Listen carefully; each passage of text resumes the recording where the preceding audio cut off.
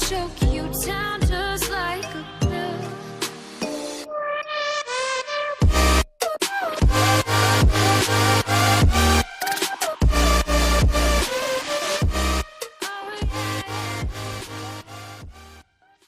Hey guys and welcome to वैनम, जहां आपको बताया जाएगा कि ये सब एब्सोल्यूट कार्नेज और नल की शुरुआत कहां से हुई।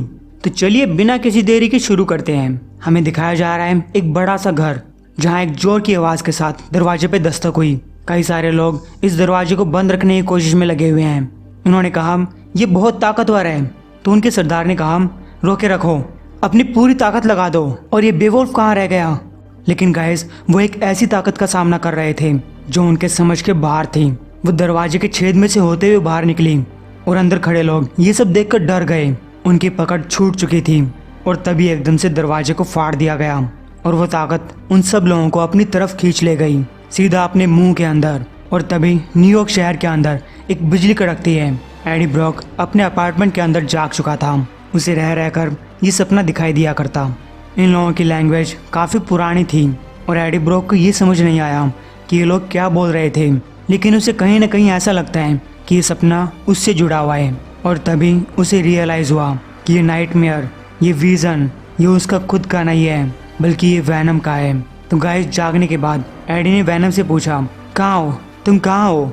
वैनम ये सपना देखकर काफ़ी डरा हुआ था। एडी ने कहा हे इट्स ओके, ये बस बिजली के कड़कने की आवाज़ है, इसमें डरने की कोई बात नहीं है, तुम डरो मत। वैनम ने कहा मुझे इस तूफान से डर नहीं लगता, तुम्हें भी वो दिखाई दिया ना, वो मॉन्स्टर। एडी ने कहा हाँ मैंने वो सब देखा। और तुम्हें कब से बुरे सपने आने लगे। वैनम ने कहा मुझे भी नहीं पता, लेकिन हमारे सिर में ये दर्द क्यों हो रहा है। एडी ने कहा अरे कुछ नहीं है। लेकिन वैनम उसका झूठ पकड़ चुका था। उसने कहा अगर कुछ नहीं है तो तुम ये दवाइयाँ क्यों ले रहे हो, क्यों हमें शांत करने की कोशिश कर रहे हो। तो एडी कहता है मैं बस सोचना चाहता हूँ। वैनम चिल्लाया एडी प्लीज ऐसा मत करो, हमारी आवाज़ को बंद मत करो, तुम ऐसा क्यों कर रहे हो, हम तुम्हारी मदद कर सकते हैं, हम नहीं जानते कि हमारे साथ क्या गलत हो रहा है। और गाइस तब शांत होते होते वैनम एडी को मारने की बात कर रहा था। उसने कहा मैं तुम्हारी आंखें फोड़ डालूंगा, तुम्हारा दिल फाड़ दूंगा, तुम्हारे फेफड़े भरकर तुम्हें सोते हुए मार डालूंगा। एडी ने कहा तुम ऐसा नहीं करना चाहते, मैं तुम्हारा दोस्त हूँ, तुम बस शांत हो जाओ। ये दवाइयाँ एंटी साइकोटिक थी, जिससे एडी को अपने मन में सिर्फ उसी की आवाज़ सुनाई देगी। अब मैं आराम से सोच सकता हूँ, मेरे सिम्बियोट के साथ कुछ गलत है, ऐसा लग रहा है कि अपना दिमाग खो रहा है। इसके विचार अजीब और निर्दयी होते जा रहे हैं। ये बुरे सपने हाल ही में आने लगे और इतने टाइम में पहली बार मेरा सिम्बियोट मुझे डरा रहा है। तभी एडी को रेडियो के ऊपर एक आवाज़ सुनाई दी। ये पुलिस वालों की थी। उन्होंने जैक ओ'लैंटर्न और उसके कुछ दोस्तों को एक वेयर हाउस के अंदर भागते हुए देखा। ये चुपके से उन्हीं लोगों का पीछा कर रहे थे। तब एडी भी लैंटर्न का पीछा करने के लिए बाहर निकला। मुझे इसका पता लगाना होगा, इससे पहले कि चीज़ें और ख़राब हो जाएं। मैं पहले ही अपनी नौकरी खो चुका हूँ, क्योंकि जब तुम्हारे दिमाग के अंदर दो आवाज़ें होती हैं तो तुम कभी अच्छे से सोच नहीं पाते। मैं अब भी वैनम को इतनी अच्छे से कंट्रोल कर सकता हूँ कि एक जगह से दूसरी जगह पे जा सकूँ, लेकिन ये मुश्किल है। ये मेरे साथ ज़बरदस्ती करने की कोशिश कर रहा है, आज़ाद होना चाह रहा है, किसी को मारना चाह रहा है, कुछ भी हो। हम कई महीनों से जैक ओ'लैंटर्न की हरकतों के ऊपर नज़र रख रहे थे, लेकिन हम अब भी मासूम लोगों को अपने तरीके से बचाते हैं। उधर जैक ओ'लैंटर्न एक वेयर हाउस के अंदर कुछ लोगों को हथियार बेच रहा है। उसने कहा अगर तुम लोगों के पास ये हथियार होंगे तो स्पाइडरमैन तुम्हें आता हुआ कभी नहीं देख पाएगा। ये नॉर्मन ऑसबॉर्न की प्राइवेट चीजें हैं और इनसे स्पाइडरमैन की स्पाइडर सेंस बंद हो जाती है। एक आदमी ने कहा लेकिन नॉर्मन ऑसबॉर्न कब से मशीन गन्स यूज करने लगा। जैक ओ'लैंटर्न ने कहा क्या, ऑफ कोर्स वो इन गन्स का यूज करता था अपनी बड़ी ग्लाइडर वाली चीज के अंदर, वहाँ मशीन गन्स भरी पड़ी हैं। लेकिन उन्हें लैंटर्न के ऊपर शक हो रहा था, लेकिन इससे पहले कि वो कुछ कर पाते वहाँ काफ़ी सारी रोशनी हुई। इसी के साथ पुलिस वाले वहाँ पहुँच चुके थे, जिन्होंने इन सभी लोगों को गिरफ्तार कर लिया। एडी ब्रॉक दूर खड़ा इन सब की पिक्चर्स ले रहा है। मैं जानता हूँ कि हम ऐसे नहीं हैं, इस टाइम हम वहाँ पे इनका जबड़ा तोड़ रहे होते, लेकिन इन दिनों हम सिर्फ देख कर काम चलाते हैं, तभी तक जब तक मैं ये पता नहीं लगा लेता कि वैनम के साथ क्या गलत है। मैं नहीं चाहता कि ये मासूम लोगों को नुकसान पहुँचाए।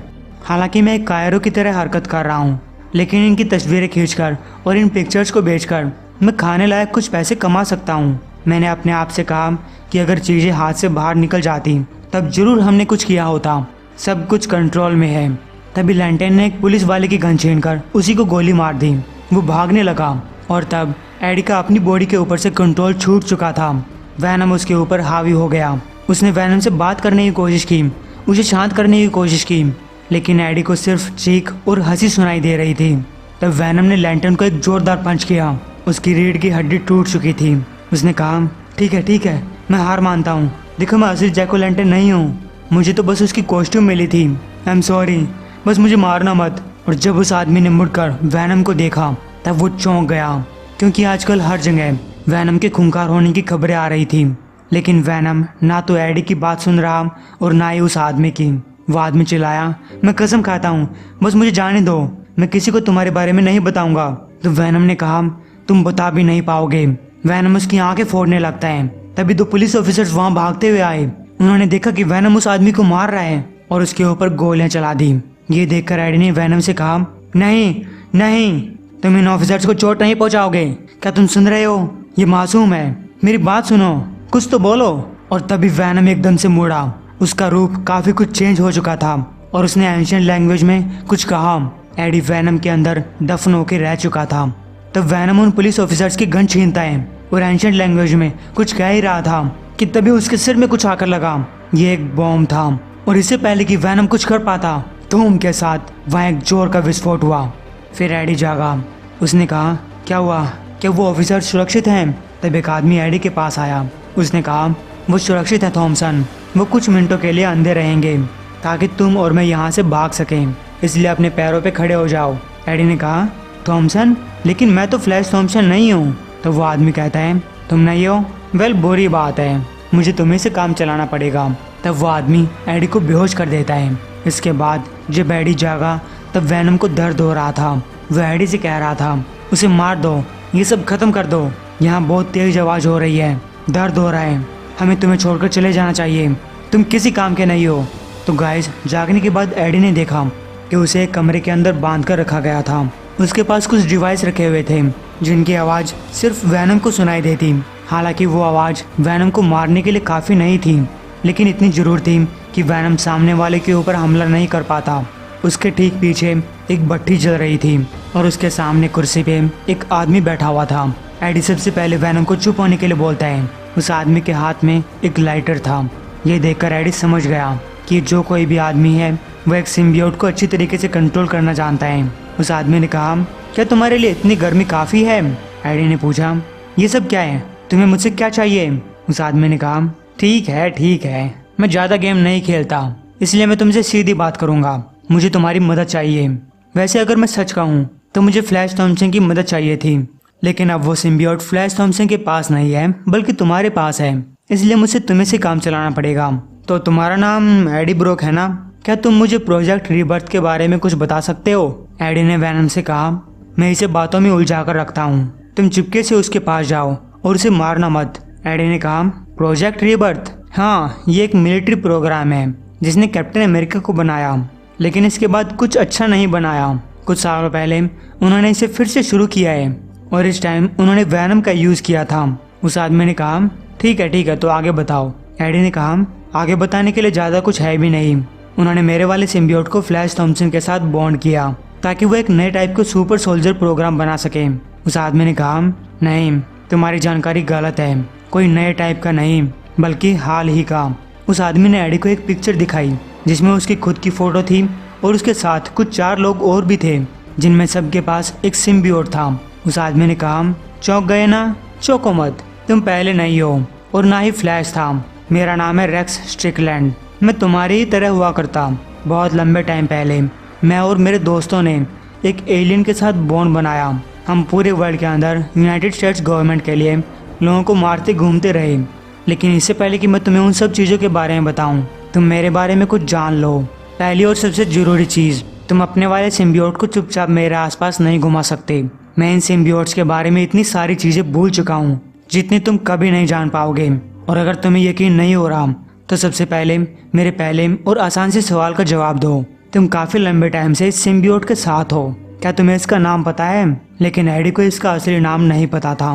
रेक्स ने कहा, ठीक है, तुम मुझे यह बताओ, इसकी उम्र कितनी है? ये क्या खाना पसंद करता है? कितने टेम्परेचर पे रहना पसंद करता है? क्या तुम्हें पता है कि आज से पहले इसने कितने और लोगों के साथ बॉन्ड बनाया था? इस प्लैनेट पे आने से पहले जब तुम्हारे पास ये होता है क्या तब तुम्हारी उम्र घटती है? क्योंकि मैंने कभी अपनी उम्र के ऊपर ध्यान ही नहीं दिया। तुम मुझे सच बताओ, क्या तुम इसके दांतों और इसकी छाती पे स्पाइडर के साइन के अलावा भी कुछ जानते हो? क्योंकि मैं जानता हूँ, मैं तुम्हें सिखा सकता हूँ, तुम्हें ठीक कर सकता हूँ। एडी ने पूछा, किसने कहा कि हमें ठीक होना है? रेक्स ने कहा, आजकल तुम्हें बुरे सपने आ रहे हैं। और गाइस ये सुनकर एडी चौंक गया। रेक्स ने कहा, मैं काफ़ी लंबे टाइम पहले सिम्बियोट सोल्जर प्रोग्राम से अलग हो गया था। उसके बाद मैंने शील्ड के लिए काम किया, लेकिन मेरे बाकी साथी वो इतने किस्मत वाले नहीं थे। उन्होंने गवर्नमेंट के लिए कुछ ज़्यादा ही मिशन किए और उन्होंने सिम्बियोट के साथ परमानेंट बॉन्ड बना लिया। इसलिए उनके पागल हो जाने के बाद वो लोग गवर्नमेंट के लिए किसी काम के नहीं थे, इसलिए उन्हें कैद करके रखा गया। और अब जब इस दुनिया के अंदर शील्ड नहीं है तब मेरे दोस्तों को उन ब्लैक बॉक्स साइट्स के अंदर ले जाया जा रहा है, जहाँ पे शील्ड अपनी सारी गलतियाँ फेंकती हैं। वो लोग मेरे दोस्तों को मारने के लिए ले जा रहे हैं। वो अच्छे लोग हैं और मैं ऐसा नहीं होने दे सकता। तो गाइस तब एडी ने कुछ सोचा, उस पिक्चर को देखा और कहा, ये सारे सिम्बियोट्स जो तुम लोगों के पास थे वो कहाँ से आए थे? रेक्स ने कहा, ये तो एक अच्छा सवाल है बेटा, तुम इसका जवाब ढूंढने में मेरी मदद करना चाहोगे? तो गाइस एडी तैयार हो गया। फिर रेक्स ने एडी को एक अंडरग्राउंड हाईवे सिस्टम के अंदर भेजा, जिस रास्ते से उन लोगों को ले जाया जाने वाला था। हम उन्हें बचाएंगे और वैनम को ठीक करने के लिए जवाब ढूंढेंगे और उसके बाद हर उसको मार देंगे जिसकी वजह से मुझे सपने आ रहे हैं। उस हाईवे के अंदर एडी एक ट्रक और 2 गाड़ियों के सामने खड़ा था जो बड़ी तेजी से उसी की तरफ आ रहे थे। एडी ने कहा कि इस ट्रक की तो कोई दिक्कत नहीं है, दिक्कत है इसके साथ चल रही 2 गाड़ियों की जिनके अंदर काफ़ी हथियार हैं और हो सकता है कि इन गाड़ियों को मासूम लोग चला रहे हों। तब वैनम ने उन लोगों की बात सुनी और इससे एडी को पक्का हो गया कि ये मासूम लोग नहीं हैं, इसलिए सिम्बियोट बाहर आने लगा। एडी वैनम में कन्वर्ट हो चुका था और एक झटके के साथ उस ट्रक को तोड़ते हुए वैनम ने उसे रोक लिया। उसे चलाने वाले लोग बाहर की तरफ आ गिरे। तभी उस ट्रक में एक जोर का धमाका हुआ और उसके साथ चल रही वो दोनों गाड़ियां भी रुक गई। और जब उन गाड़ी के लोगों ने वैनम को देखा तो वो भी काफी डर गए। हालांकि फिर भी उन लोगों ने हिम्मत दिखाई, वो वैनम के ऊपर गोलियां चलाने लगे। लेकिन तभी वैनम ने दोनों गाड़ियां भिड़ा दी और ये सब वैनम ने किया। एडी ये सब करना नहीं चाह रहा था, लेकिन फिलहाल एडी का ध्यान रेक्स के उन 4 दोस्तों की तरफ है जो कि अब भी उस ट्रक के अंदर थे। वैनम इन 4 लोगों को बचाने के लिए आया था, लेकिन जैसे ही वैनम ने गेट खोलने की कोशिश की, एक धमाके से वो गेट फट गए। वैनम ने पीछे मुड़कर देखा कि 4 मॉन्स्टर्स उसके सामने खड़े थे। सभी के पास एक सिम्बियोट था।